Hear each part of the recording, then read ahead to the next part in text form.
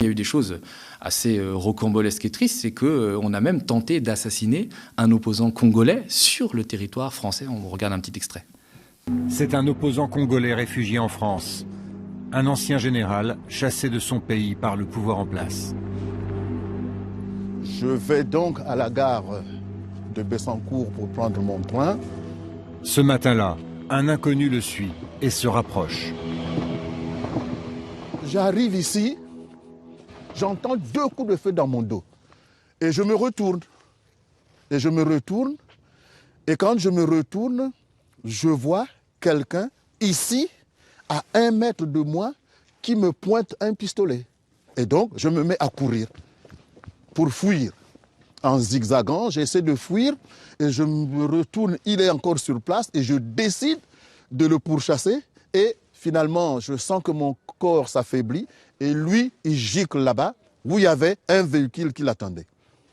La première balle a ricoché un peu plus haut. Et la deuxième, comme il était un peu plus proche, est rentrée et est venue en profondeur jusqu'à se loger à côté quand même du cœur. Je vous aide? Vous pouvez m'aider, oui. Voilà. Allez jusqu'au bout, et voilà. Ah voilà, oui. Exactement. Donc elle est là. Vous voyez la cicatrice? Ouais, ouais. Elle est toujours là, donc, la balle.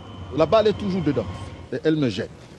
Et donc des enquêtes ont montré que il y avait certains gens de la DGSE, pas très gradés, qui avaient été derrière cette tentative d'assassinat. D'ailleurs, Ferdinand Mbaou ne sera pas victime que d'ex-barbouzes reconvertis qui avaient quitté la DGSE. Il sera aussi victime en quelque sorte de l'État français, ce qui montre bien qu'il y a une certaine complaisance, puisqu'en 2017, donc après cette tentative d'assassinat, l'État français va geler ses fonds pour un financement du terrorisme islamiste, alors que lui n'était absolument pas musulman, donc c'était un truc complètement absurde. Et il va même avoir une deuxième tentative d'assassinat sur cet opposant, qui évidemment est un opposant à un dictateur ami de la France, Denis Sassou Nguesso, quelqu'un de très sanguinaire, qui a été mêlé à de nombreux crimes contre l'humanité dans son pays, et qui a notamment été très proche de Elf, puisqu'il y a beaucoup de pétrole au Congo.